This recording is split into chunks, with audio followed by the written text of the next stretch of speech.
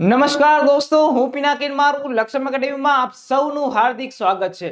મિત્રો, ગુજરાત હાઈકોર્ટ દ્વારા જે અલગ અલગ વિભાગની જે ભરતીની જાહેરાત કરવામાં આવી છે, જેની અંદર ગુજરાત હાઈકોર્ટ અને સાથે સાથે ડિસ્ટ્રિક્ટ કોર્ટ અને ઇન્ડસ્ટ્રીયલ એન્ડ લેબર કોર્ટની અંદર અલગ અલગ પોસ્ટ માટેની ભરતીની જાહેરાત કરવામાં આવી છે કે જેમાં driver, bailiff, Gujarati stenographer, English stenographer, court manager, peon અને અલગ અલગ જેવી અલગ અલગ કોમ્પ્યુટર ઓપરેટરની પણ ભરતીની જાહેરાત કરવામાં આવી છે।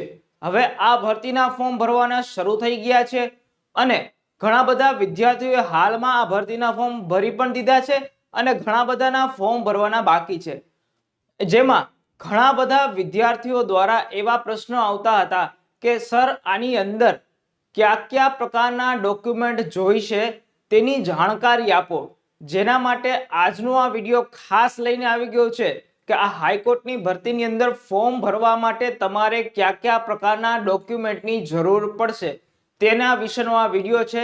તો વિડીયોના અંત સુધી બન્યા રહેજો અને આપણે આ વિડીયોની શરૂઆત કરીએ કે જેમાં ગુજરાત હાઈકોર્ટ દ્વારા જે ભરતી જાહેર કરવામાં આવી છે તેમાં ફોર્મ ભરતી વખતે કયા ડોક્યુમેન્ટ જોઈશે તેની સંપૂર્ણ માહિતી તમને આ વિડીયોની અંદર મળશે।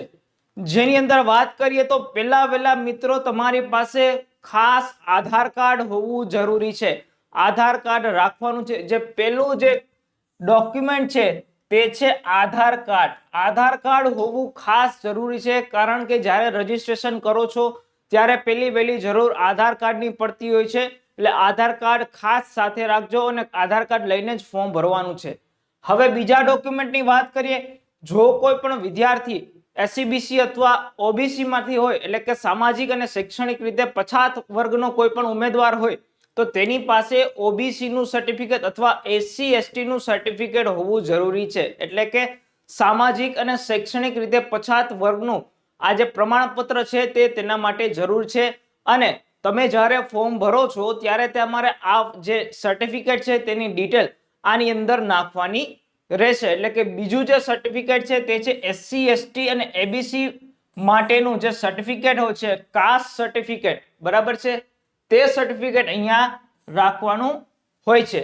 હવે ત્યાર પછી વાત કરીએ તો કે જે ઈડબ્લ્યુએસ કે જનરલ કેટેગરીમાંથી જે અમુક જે પરિવારો છે તેને અલગ કરવામાં આવે છે કે જેને ઈડબ્લ્યુએસ નામ આપવામાં આવ્યું છે અને ગુજરાત સરકાર દ્વારા જે ઈડબ્લ્યુએસ સર્ટિફિકેટ જાહેર કરવામાં આવ્યું છે, જે કોઈ પણ ઉમેદવારો આ કેટેગરીમાં આવતા હોય અને તેને ફોર્મ ભરવું હોય તેને માટે ખાસ આ ઈડબ્લ્યુએસ સર્ટિફિકેટ જરૂરી છે કે જેનાથી તમને અનામતનો લાભ મળી શકે છે અને સાથે સાથે ફીની પરીક્ષાની જે ફી છે તેની અંદર પણ લાભ થઈ શકે છે। તો જે બીજા ઉમેદવારો છે તેના માટે ખાસ ઈડબ્લ્યુએસ સર્ટિફિકેટ હોવું જરૂરી છે, જે તમારે તમારા ફોર્મની અંદર ભરવાનું રહેશે। હવે ત્રીજી વાત કરીએ તો જે એસસીબીસી વાળા જે ઉમેદવારો છે તેના માટે ખાસ નોન ક્રિમિલિયર સર્ટિફિકેટ, કયું? નોન ક્રિમિલિયર સર્ટિફિકેટ હોવું જરૂરી છે। જે કોઈ પણ મિત્રો પાસે આ નોન ક્રિમિલિયર સર્ટિફિકેટ ન હોય તો તે ઝડપથી કઢાવી લે। આ 3 વર્ષ માટેનું હોય છે, જેની પાસે હોય તે આ નોન ક્રિમિલિયર સર્ટિફિકેટ લઈ અને ફોર્મ ભરી શકશે। હવે આગળ વાત કરીએ તો કોમ્પ્યુટર સર્ટિફિકેટ। આ કોમ્પ્યુટર સર્ટિફિકેટ ક્યાં જરૂરી છે? બરાબર, ખાસ કોમ્પ્યુટર ઓપરેટરની એક ભરતી છે, બરાબર છે, તેના માટે આ એક સર્ટિફિકેટ જરૂરી છે કે આ કોમ્પ્યુટર સર્ટિફિકેટ હોવું જરૂરી છે। પરંતુ જે કોઈ પણ વિદ્યાર્થીઓ પાસે, જે કોઈ પણ ઉમેદવારો પાસે 10માની અને 12માની, કેના માટે? જે કોમ્પ્યુટર ઓપરેટર સિવાયની જે છે તેનાની વાત કરું છું કે જેના માટે 10મું અને 12માની જે વિષયો છે તેમાં જેને કોમ્પ્યુટર વિષય એની અંદર નાખેલો છે કે તેની પરીક્ષા આપેલી છે, તેને કોઈ પણ જાતનું કોમ્પ્યુટર સર્ટિફિકેટ રાખવું જરૂરી નથી અલગથી। તેનો જે 10મા અને 12મામાં જે કોમ્પ્યુટર આવી ગયું છે તે જ તેનું સર્ટિફિકેટ રહેશે, બરાબર છે। અને જેની પાસે CCC નું સર્ટિફિકેટ હોય તે પણ તેની અંદર અહીંયા તેનો ડેટા નાખી શકે છે। હવે વાત કરીએ તો જે કોમ્પ્યુટર ઓપરેટરની ભરતીમાં ખાસ જે સર્ટિફિકેટ માંગેલું છે એના માટે કે જે કોઈ પણ ઉમેદવારોએ diploma in computer data entry operator તરીકેનું જેની પાસે સર્ટિફિકેટ હશે, બરાબર, તે ઉમેદવાર આ જે કોમ્પ્યુટર ઓપરેટરની જે ભરતી છે આઈટી સેલની અંદર તેમાં ફોર્મ ભરી શકશે. મિત્રો ખાસ યાદ રાખજો, કોમ્પ્યુટર ઓપરેટરની ભરતી માટે એક સર્ટિફિકેટ માંગેલું છે, જેમાં 1 વર્ષનો એની પાસે ડિપ્લોમા ઇન ડેટા એન્ટ્રી ઓપરેટરની જે કોર્સ કરેલો હોવો જોઈએ અને તેનું સર્ટિફિકેટ હોવું જોઈએ, બરાબર છે. હવે આગળ વાત કરીએ તો ડ્રાઇવિંગ લાયસન્સ અને અનુભવ સર્ટિફિકેટ આ કઈ ભરતી માટે? ખાસ ડ્રાઈવરની. હાઈકોર્ટની અંદર ડ્રાઈવરની ભરતી આવેલી છે, જેની અંદર તમારે ખાસ ડ્રાઇવિંગ લાયસન્સ હોવું જરૂરી છે અને સાથે સાથે આ ડ્રાઇવિંગના અનુભવનું સર્ટિફિકેટ હોવું જરૂરી છે. જે કોઈ પણ ઉમેદવાર આ ડ્રાઈવરની ભરતી માટે ફોર્મ ભરવા માંગતા હોય તેની પાસે આ અનુભવ સર્ટિફિકેટ કઈ રીતે? જો તમે કોઈ પણ સંસ્થામાં કામ કરો છો ડ્રાઈવર તરીકે, તો તેની પાસે તમારે એક એક્સપિરિયન્સ સર્ટિફિકેટ માંગવાનું રહેશે. તમે તેની પાસે એક્સપિરિયન્સ સર્ટિફિકેટ માંગશો એટલે તમને તમારું જેટલા વર્ષથી તમે તેની સાથે જોડાયેલા હશો તે પ્રમાણેનું તે એક્સપિરિયન્સ સર્ટિફિકેટ કાઢી દેશે. અને આ ઉપરાંત તમે આગલી કોઈ પણ સંસ્થામાં કામ કર્યું હશે તેને પણ કહેવાનું કે મારે આ એક્સપિરિયન્સ સર્ટિફિકેટની જરૂર છે, એટલે એ સંસ્થા તમને એક્સપિરિયન્સ સર્ટિફિકેટ કાઢી દેશે. તો એના માટે ખાસ કે ડ્રાઈવરની ભરતી માટે આ એક્સપિરિયન્સ સર્ટિફિકેટ જરૂરી છે અને ત્યારબાદ તમે આની અંદર ડ્રાઈવરની ભરતીની અંદર ફોર્મ ભરી શકશો. હવે આગળ વાત કરીએ તો જે કોર્ટ મેનેજરની જે ભરતી છે એમાં પણ એક્સપિરિયન્સ સર્ટિફિકેટ જરૂરી છે. તમે જે નોટિફિકેશન વાંચશો એમાં પણ કીધેલું છે કોર્ટ મેનેજરની જે ભરતી છે તેમાં એક્સપિરિયન્સ સર્ટિફિકેટ માંગેલું છે. તેના માટે તમારે ખાસ એક્સપિરિયન્સ સર્ટિફિકેટ હોવું જોઈએ. જો તમારી પાસે એક્સપિરિયન્સ સર્ટિફિકેટ નહીં હોય તો તમને અહીંયા જે વેલિડ ગણવામાં આવશે નહીં. હવે આગળ વાત કરીએ તો જે જનરલ સર્ટિફિકેટ છે જેમાં 10મા ધોરણની માર્કશીટ તમારી પાસે હોવી જોઈએ, બરાબર. ખાસ જે પ્યુનની ભરતી માટે છે, બેલીફની ભરતી માટે છે, એ બધા ઉમેદવારો અને સાથે સાથે જેટલી પણ ભરતી છે તેમાં 10માની સાથે સાથે 12માની જે માર્કશીટ છે તે હોવી જરૂરી છે અને એમાં તમારે 10માની અને 12માની ડિટેલ નાખવાની રહેશે. હવે આગળ વાત કરીએ તો જે નેક્સ્ટ છે તે ગ્રેજ્યુએશન સર્ટિફિકેટ. જે ઉમેદવારોને ગ્રેજ્યુએશન બેઝડ જે કોઈ પણ ભરતી છે તેમાં ફોર્મ ભરવું હોય તો તેના માટે તેને ગ્રેજ્યુએશન સર્ટિફિકેટ એડ કરવું પડશે. પરંતુ જો કોઈ ઉમેદવાર ગ્રેજ્યુએશન કરતો હોય અથવા એનું પતી ગયું હોય એને આ પ્યુન અથવા બેલીફની ભરતીમાં ફોર્મ ભરવું હોય તે પણ પોતાનું સર્ટિફિકેટ અહીંયા નાખી શકે છે, બરાબર. એટલે ગ્રેજ્યુએશન સર્ટિફિકેટ હોવું જરૂરી છે.